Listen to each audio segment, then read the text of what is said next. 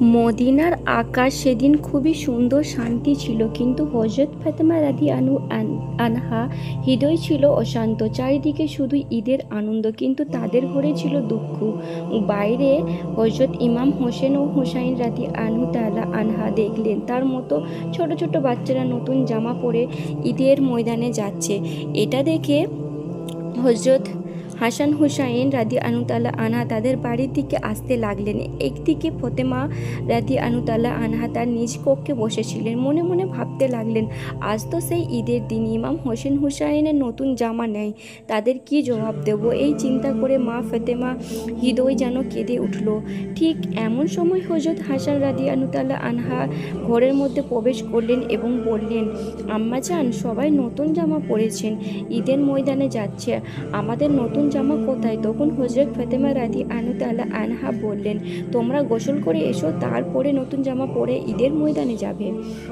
হযরত হুসাইন আনহা যখন গোসল করার জন্য চলে গেলেন, ওই সময় হযরত ফাতেমা আনহা 2 রাকাত সালাত আদায় করলেন এবং আল্লাহর কাছে দোয়া করে বললেন, ওগো আল্লাহ, তুমি গফুর রাহিম, রহমান রহিম, আমার কলিজার টুকরো 2 সন্তানের দুঃখ আমি সইতে পারি না। আমি যদি আজ তাদের নতুন জামা দিতে না পারি, তাহলে তারা বলবে রাসূলের মেয়ে হয়ে মিথ্যা বলেছি। দয়া করে মেহেরবানি করে আমার সম্মান রক্ষা করো। হে আল্লাহ, তাদের 2টো জামার ব্যবস্থা করে দিন। এই দোয়া করার সাথে সাথেই হযরত জিবরাইল আলাইহিস সালামের দরজাতে 2টো জামা নিয়ে হযরত হুসাইনের কাছে হাজির হলেন এবং বললেন, এই নাও তোমাদের ঈদের নতুন জামা, তোমার মা তোমাদের জন্য জামা নিয়ে আসতে বলেছেন। এই কথা শুনে ইমাম হুসাইন আনহা জামা নিয়ে খুব খুশি হয়ে বাড়ির দিকে যাচ্ছিলেন। কিভাবে এসেছে এই জামার একটি রং লাল আর একটি রং সবুজ। এদিকে হযরত ফাতেমা আনহার হৃদয় যেন কিসের কষ্ট হচ্ছিল, কিছুই বুঝতে পারছিল না। ঠিক ওই সময় হযরত ইমাম হুসাইন আনহা ঘরের মধ্যে প্রবেশ করলেন। হযরত ফাতেমা আনহা তাদের হাতের এই পোশাক দুটো দেখে অবাক হলেন এবং তার হৃদয় যেন কষ্টের মেঘ ঘনিয়ে এলো। ফাতেমা আনহা মনে এক অদ্ভুত কষ্টের অনুভূতি ঘনিয়ে আসলো। এই জামার রহস্য আর হাকিকত জানার জন্য তিনি আর দেরি না করে হযরত মুহাম্মদ সাল্লাল্লাহু আলাইহি সাল্লামের কাছে যাওয়ার সিদ্ধান্ত নিলেন। অন্যদিকে হযরত জিবরাইল আলাইহিস সালাম হযরত মুহাম্মদ সাল্লাল্লাহু আলাইহি সাল্লামকে এর কাছে হাজির হয়ে বললেন, হে আল্লাহর রসুল, তোমার নয়নের মণি মা ফাতেমা 2 জামার হাকিকত জানার জন্য তোমার এইখানে আসছে। তুমি তাকে বলে দিও, এই 2টি জামা জান্নাত থেকে পাঠানো হয়েছে। এই জামা শুধু পোশাক নয়, বরং এটি তাদের ভবিষ্যতের প্রতীক। লাল রং তাদের রক্তের প্রতীক আর সবুজ রং জান্নাতের প্রতীক। হাসান ও হুসাইনের জন্য এই ফাজিলত আল্লাহ নির্ধারণ করেছেন, তারাই ইঙ্গিত এবং জামা। এই কথা বলার পরই হযরত জিবরাইল আলাইহিস সালাম সেখান থেকে বিদায় নিলেন। ঠিক ওই সময় ফাতেমা আনহা রাসূল সাল্লাল্লাহু আলাইহি সাল্লামের চোখে পানি এসে গেল। তিনি বললেন, হে ফাতেমা, আমার এই 2টি কলিজার টুকরো যেন কত বড় মর্তবা লাভ করবে, তার এক ঝলক আল্লাহ রাব্বুল আলামিন আজ আমাকে দেখিয়েছেন। ফাতেমা, তোমার সন্তানের জন্য এই জীবন যেন পরীক্ষার, তেমনি ফাজিলতের। তারপর মুহাম্মদ সাল্লাল্লাহু আলাইহি সাল্লাম আল্লাহর কাছে দোয়া করে বললেন, হে আল্লাহ, এর পরিবর্তে তুমি আমার উম্মতকে নাজাত দিও। এই কথা শুনে ফাতেমা আনহা চোখে পানি ধরে রাখতে পারলেন না এবং ভবিষ্যতের চিন্তায় ভাবাক্রান্ত হয়ে সে উঠল। এইভাবে বছরের পর বছর অতিক্রম হতে লাগলো। ইমাম হোসেন ও হুসাইন আনহা বড় হতে লাগলেন। একে একে হযরত মুহাম্মদ সাল্লাল্লাহু আলাইহি সাল্লাম হযরত ফাতেমা আনহার সহ 4 খলিফা পৃথিবী থেকে বিদায় নিলেন। এইভাবে বহু বছর অতিক্রম হয়ে গেল। সেই সময় রাষ্ট্রের প্রধান ছিলেন আমিরে মাবিয়া, তার পুত্র ছিল ইজিদ। মাবিয়া তখন বার্ধক্য বয়সে উপনীত হলো। এখন ইজিদ ষড়যন্ত্র করতে লাগলো কিভাবে রাষ্ট্রের প্রধানমন্ত্রী হওয়া যায়। এদিকে অন্যায়ভাবে ইজিদকে রাষ্ট্রশাসক পদে উপনীত করলেন, কিন্তু রাসূলের প্রতি ভালোবাসা, রাসূলের আদর্শ না থাকার কারণে তাকে কেউ মনে প্রাণে ভালোবাসতো না এবং শাসক হিসেবে মানতে পারলো না। সবাই বলতে লাগলো, আমার ইজিদকে মানি না, হোসাইনের আমাদের আশার আলো, আমরা হোসেনের পক্ষে হতে চাই। ইজিদ অন্যায়ভাবে সাধারণ মানুষকে অত্যাচার করে মানুষকে হত্যার ভয় দেখিয়ে নিজেই রাষ্ট্রের শাসক হলেন। একদিক ইজিদ মনে মনে ভাবতে লাগলো, এইভাবে চলতে থাকলে কখনোই আমি দেশের প্রধানমন্ত্রী হব না। যেভাবেই হোক হোসাইনকে শেষ করতে হবে, এই পথের কাঁটা সরাতে হবে। আসলে ইজিদ ছিলেন চরিত্রহীন, তার হৃদয়ে কোনো দয়া মায়া ছিল না, রাষ্ট্রের ক্ষমতার লোভে একবারে অন্ধ হয়ে গিয়েছিল। একদিকে ইজিদ কুফা নগরীর গভর্নর ইবনে ইয়াজিদকে ডেকে বললেন, তুমি তো কুফার নগর। হোসাইনের কুফারকে ডেকে বললেন, কেননা মদিনাতে হোসাইনের মারা যাবে না, তুমি যে কোনো কৌশলে কুফারকে ডেকে আনো, নয়তো তোমার কিছু করতে পারবে না। তুমি তার কাছে চিঠি লিখে জানাও ইজিদের কাছে তোমার বায়ত হবে। তারপর তার মদিনা চিঠি পাঠাতে শুরু করে। এইভাবে যখন 400 চিঠি পৌঁছে গেল, তখন মদিনার বিশিষ্ট জ্ঞানীগুণী ব্যক্তি এবং হোসাইনের একটি গুরুত্বপূর্ণ আলোচনা সভার আয়োজন করলেন। হোসাইন রাদিয়াল্লাহু তাআলা আনহা বললেন, আমি কুফা যেতে চাই, সেখানে অনেক মানুষ আমার জন্য অপেক্ষা করছে। তখন সেখানে থাকা বিশিষ্ট ব্যক্তিদের মধ্যে একজন বললেন, হোসাইন, তুমি কুফাতে যাও না, কুফার আবহাওয়া ভালো না, সেখানে ইতিমধ্যেই অনেক সমস্যার সৃষ্টি হয়েছে। এখানে আমার হোসাইনের ব্যথা ভুলতে পারিনি, বরং সেখানে যাওয়ার আগে আমাদের মধ্যে হতে একজনকে পাঠানো হোক, তার পক্ষে থেকে ভালো খবর আসলে তবে তুমি যাবে। তখন হোসাইন রাদিয়াল্লাহু তাআলা আনহা বললেন, ঠিক আছে, তাই হবে, তাহলে আপনারা বলুন কে যাবেন। সেখান থেকে লোক উপস্থিত ছিল, কিন্তু কেউ কুফা যাওয়ার জন্য রাজি হলো না।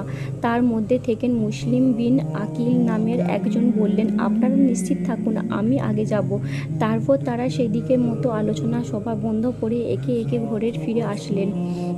মুসলিম বিন আকিল যখন কুফা যাওয়ার জন্য প্রস্তুত হচ্ছিলেন, সেই সময় তার দুটি পুত্র এসে বললেন, আব্বাজান, আমরা কার কাছে থাকবো, আমাদের তো মা নেই, আব্বাজান আপনি আমাদেরকেও সঙ্গে নিয়ে চলুন। তারপর তারা কুফা যাওয়ার জন্য রওনা হলেন। অনেক পথ অতিক্রম করার পর যখন তারা কুফার এসে পৌঁছালেন, তখন দেখলেন ইতিমধ্যে সেখানকার অনেক লোক হাজির হয়েছেন। হোসেন রাদিয়াল্লাহু তাআলা আনহার কাছে বায়াত নেওয়ার জন্য প্রস্তুত ছিলেন। তখন তারা বললেন, আমাদের প্রিয় হোসেন রাদিয়াল্লাহু তাআলা আনহা কোথায়, তোমরা তার সাথে থাকবে, এই ইজিদকে আমরা চাই না। তখন মুসলিম বিন আকিল বললেন, তিনি নিশ্চয়ই আসবেন, তবে আমার চিঠি পাওয়ার পর।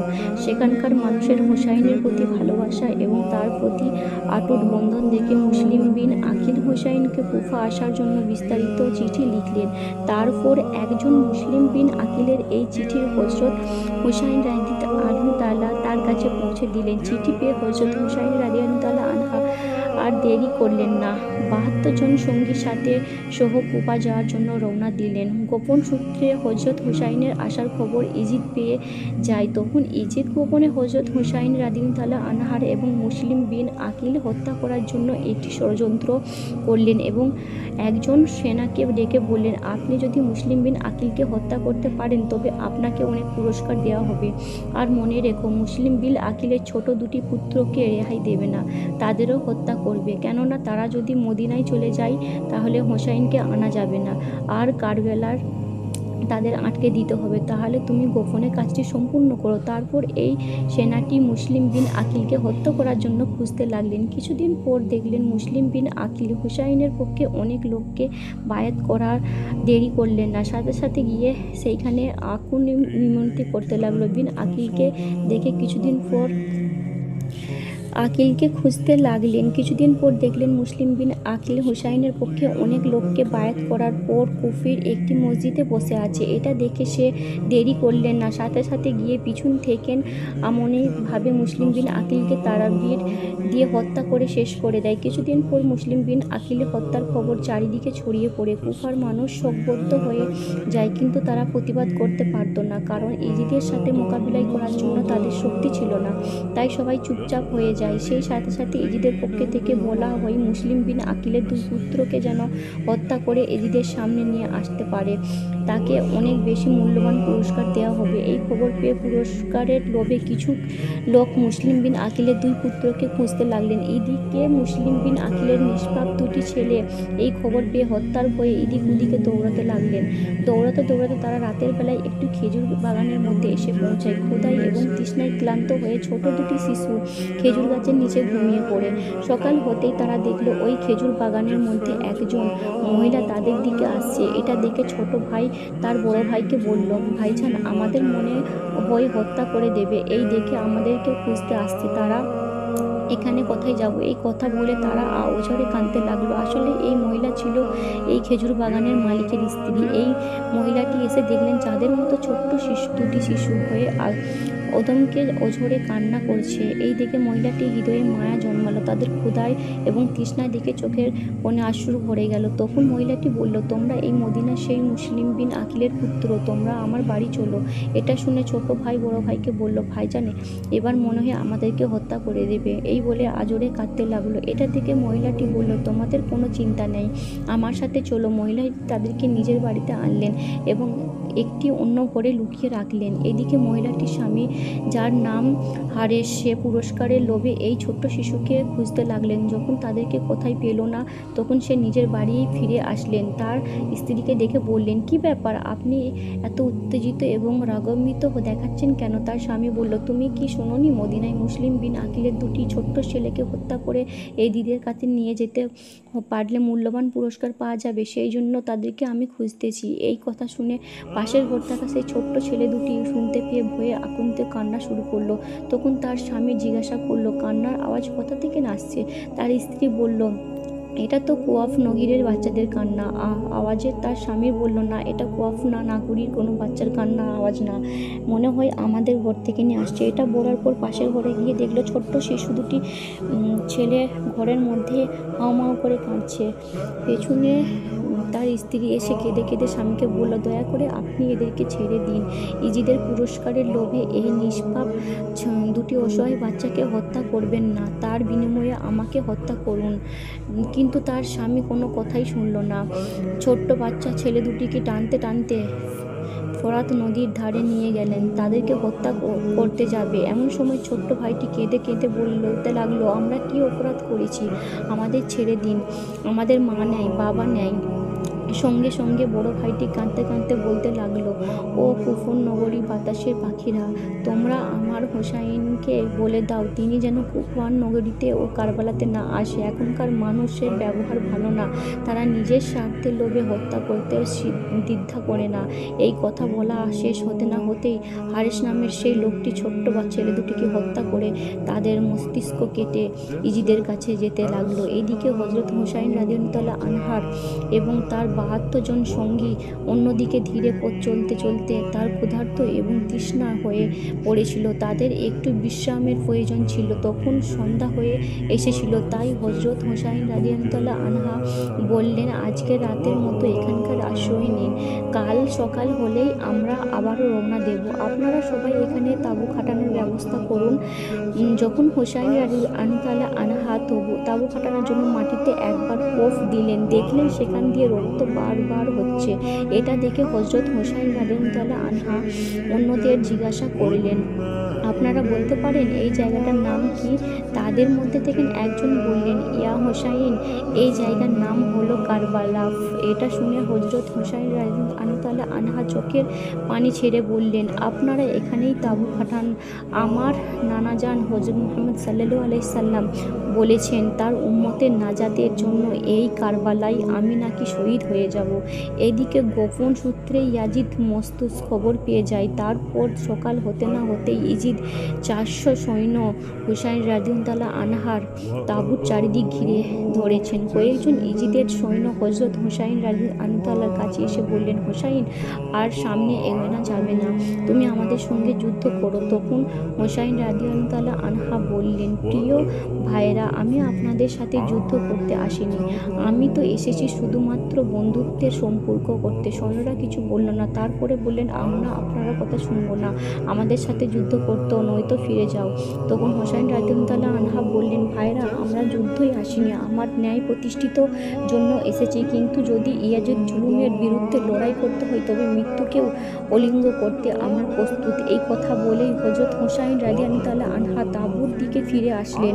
এইভাবে 2-3 দিন অতিবাহিত হয়ে গেল। তারপর রাতের বেলায় অনেক চিন্তা করার পর হযরত হোসাইন রাদিয়াল্লাহু আনহা তাঁবুর বাইরে সমস্ত আগুন নিভিয়ে সবার উদ্দেশ্য করে বললেন, আপনারা সবাই কারবালা ছেড়ে প্রাণ বাঁচানোর জন্য ফিরে যান, কেননা আমাদের কাছে কোনো অস্ত্র নেই, আর আমরা তো মাত্রই 72 জন, ওই জন্যের জন্য 400। অতঃপর তোমার আমার কথা শুনো, তোমরা ফিরে যাও, আমি একাই এজিদের বিরুদ্ধে যুদ্ধ করে শহীদ হয়ে যাব।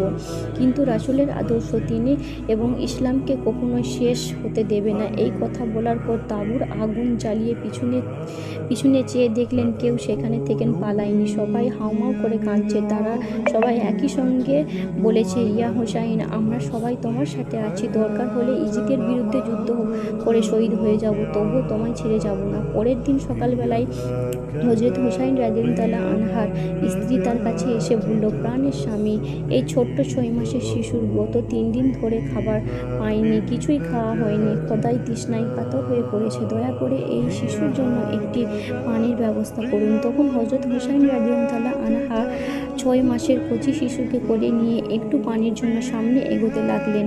সেইখানে গিয়ে দেখলেন ইজিদের সৈন্যরা ফোরাত নদীর পানি বন্ধ করে দিয়েছে। এটা দেখে হযরত হোসাইন রাদিয়াল্লাহু আনহার খুব নম্রভাবে অনুরোধ করে বললেন, দয়া করে এই ছোট্ট শিশুটার একটু পানি দিন, তৃষ্ণার আমার কচি শিশুর গলাটি শুকিয়ে যাচ্ছে, যদি প্রতিশোধ নিতে হয় তাহলে আমাদের ওপরে নিন, এই কচি শিশুর কোনো দোষ করেনি, দেখুন আপনাদের তো এমন ছোট্ট শিশু রয়েছে, দয়া করে আমার এই অনুরোধটুকু রাখুন। কিন্তু অসভ্য ইজিদের সৈন্যরা হৃদয়ে এতটুকু মায়া হলো না, বরং পানির বদলে পিছন থেকে একটি বিষাক্ত তীর ছুড়ল, আর ওই তীরের কোলে থাকা সেই ছোট্ট শিশু আলী আজগরের পিছনে থেকে প্রবেশ করে সামনের দিক বার হয়ে যায়। এটা দেখে হোসাইন রাদিয়াল্লাহু আনহার চোখে পানি ধরে রাখতে পারল না, সে কাঁদতে কাঁদতে তাঁবুর দিকে ফিরে আসতে লাগলো। তাঁবুর কাছে এসে স্ত্রীকে বললেন, এই নাও তোমার কলিজার টুকরো, নয়নের মণি সন্তানের পানি পিপাসা জীবনের মতো তারা মিটিয়ে দিয়েছে, সে জীবন আর কখনো পানি পান করবে না। এটা দেখে সেখানে থাকা সমস্ত লোক চোখে পানি ধরে রাখতে পারল না, সবাই অঝরে কান্না করতে লাগলো। তার স্ত্রী কচি শিশুকে কোলে নিয়ে চোখের পানি ছেড়ে দিয়ে চিৎকার করতে কাঁদতে কাঁদতে আল্লাহর কাছে দোয়া করে বললেন, ওগো দয়াময় আল্লাহ, এ কেমন বিচার, যে নবীকে সৃষ্টি না করলেন কিছুই সৃষ্টি হতো না, সেই নবীর উম্মতেরা পানি পাই না, এই ব্যথা আমি কিভাবে সইব। আল্লাহ এদিকে তাদের যুবক পুত্র আলী আকবর কান্নার আওয়াজ শুনে দ্রুত তাঁবুর কাছে আসলেন এবং ছোট্ট শিশুর এই অবস্থা দেখে সহ্য করতে পারলেন না, রক্তই হাতে নিয়ে শপথ করে বললেন, আমি এই দেশ সৈন্যদের ছাড়ব না। এ কথা বলে যুদ্ধ করতে চলে গেলেন। শুরু হয়ে গেল তীব্র যুদ্ধ। যুদ্ধ করতে করতে এক পর্যায়ে আলী আকবর তৃষ্ণায় হয়ে পড়েছিলেন, তার আর চলার শক্তি ছিল না, সে তাই একটু পানি পাওয়ার আশায় তাঁবুর কাছে ফিরে আসলেন এবং বললেন, মাগো, আমার 1 গ্লাস পানি দাও, আর আমি চলতে পারছি না, আমার 1 গ্লাস পানি দাও, আমি এ কথা দিচ্ছি, কারবালায় ওই সমস্ত ইজিদের সৈন্যকে আমি শেষ করে দেব।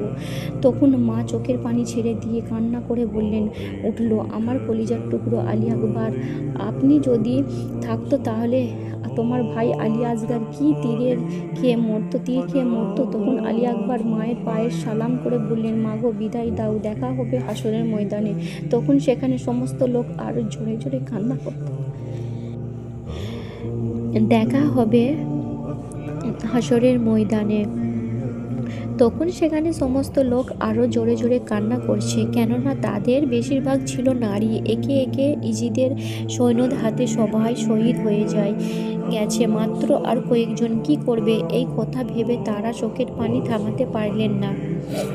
এক পর্যায়ে নিষ্ঠুর অত্যাচারী ইজিদের সৈন্যরা একে একে সবাইকে শহীদ করে দিয়েছে। বাকি শুধু জয়নাল আবদিন এবং হুসাইন রাদিয়াল্লাহু আনহা।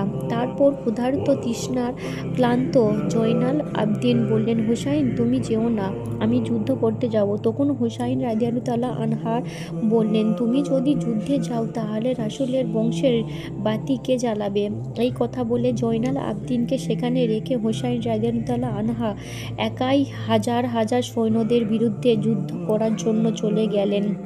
এক পর্যায়ে হযরত হুসাইন রাদিয়াল্লাহু আনহা যুদ্ধ করতে করতে একাই অনেক সৈন্যকে হারিয়ে দিলেন। এটা দেখে ইজিদের সৈন্যদের মধ্যে একজন বলল, এভাবে যদি আমরা সবাই সামনে থেকে হুসাইনের সাথে যুদ্ধ করি তাহলে সে একাই আমাদের সবাইকে শেষ করে দেবে। তার কাছে আমরা কেউ জিততে পারবো না। আমাদের কৌশল অবলম্বন করতে হবে, তাকে সামনে থেকে নয় পিছন থেকে মারতে হবে।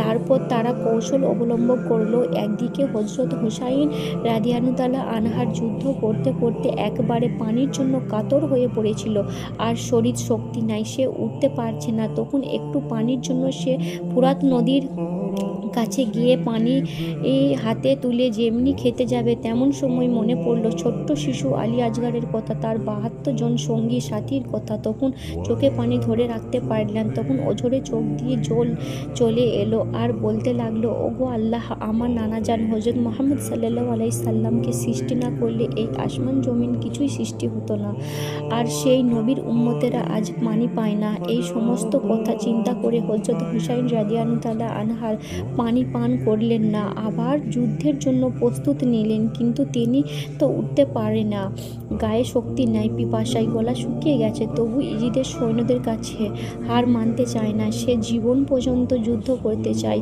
ঘোড়ার পিঠে উঠতে যাবে কিন্তু উঠতে পারে না, পড়ে যায়। দূর থেকে ইজিদ সৈন্যরা লক্ষ্য করে দেখল হুসাইন আর উঠতে পারে না। তখন পিছন থেকে লুকিয়ে লুকিয়ে অনেক ইজিদের সৈনিক জোরে জোরে ধাক্কা দিয়ে মাটিতে ফেলে দিল। তখন হুসাইন রাদিয়াল্লাহু আনহা বললেন, প্রিয় ভাইরা, আমাকে 2 রাকাত নামাজ আদায় করতে দিন, তারপর আমি আবার যুদ্ধ করব। ইজিদ সৈন্য তখন সুযোগ পেয়ে গেল। তারা জানতো নবীর বংশের নাতি কখনোই নামাজ বাদ দেবে না, আর এই সুযোগ তারা বদলা নেবে। তারপর হযরত হুসাইন রাদিয়াল্লাহু আনহা নামাজ পড়া শুরু করলেন, আর সমস্ত ইজিদের সৈন্যদের চারিদিক থেকে ঘিরে ধরল। হযরত হুসাইন রাদিয়াল্লাহু আনহা যখন নামাজের মধ্যে ছিলেন, ওই অবস্থায় ইজিদের সৈন্যই পশু কাফের সৈন্যর পিছু থেকে অনেকগুলো তীর একসঙ্গে হযরত হুসাইন রাদিয়াল্লাহু আনহার দিকে ছুঁড়ে মারলেন। একসাথে ৭২ খানা তীর পিছন থেকে এসে প্রবেশ করলো, সামনের দিকে থেকে বের হয়ে গেল। কিন্তু হুসাইন রাদিয়াল্লাহু আনহা নামাজ ছাড়লেন না। দুই যুগটা কাজে লাগিয়ে ইজিদের সৈন্য পরপর আবারও তীর নিক্ষেপ করল। হযরত হুসাইন রাদিয়াল্লাহু আনহা যখন নামাজ শেষ করলেন, তারপর অনেকগুলো তীরের আঘাতে শরীর ঝরতে লাগলো। হযরত হুসাইন রাদিয়াল্লাহু আনহার উঠতে পারল না। একবারে শেষ চোখের পানি ছেড়ে দিয়ে আজারে কান্না করে বললেন, ওগো পৃথিবী দেখো, নয়নের প্রতিষ্ঠার জন্য আমার পরিবার শহীদ হয়েছে, কিন্তু ইসলামকে মুছে ফেলা যাবে না। এই কথা বলতে বলতে কারবালার প্রস্তুত রক্তমাখা শরীর নিয়ে লুটিয়ে পড়লেন। আর এইভাবে হযরত হুসাইন রাদিয়াল্লাহু আনহার শেষ নবী হযরত মুহাম্মদ সাল্লাল্লাহু আলাইহি সাল্লাম এর উম্মতের নাজাতের জন্য নিজের জীবনকে উৎসর্গ করে দিয়ে কারবালার প্রস্তুত শহীদ হয়ে গেলেন। প্রিয় বন্ধুরা, কারবালার প্রস্তুত শহীদ হবার ঘটনা শুধু একটি যুদ্ধ নয়, এটি একটি ন্যায় অন্যায়ের চিরন্ত লড়াই। হুসাইন ও তার সঙ্গীদের আত্মত্যাগ মানব ইতিহাসের এক অন্যায় দৃষ্টান্ত হয়ে থাকবে। আমরা সকলেই যেন প্রিয় রাসূল সাল্লাল্লাহু আলাইহি ওয়াসাল্লামের পরিবারের মতো আদর্শ গড়ে তুলতে পারি। মহান আল্লাহ তাআলা আমাদের সবাইকে এই তৌফিক দান করুক, আমিন। ভিডিওটা দেখবেন, চোখে পানি ধরে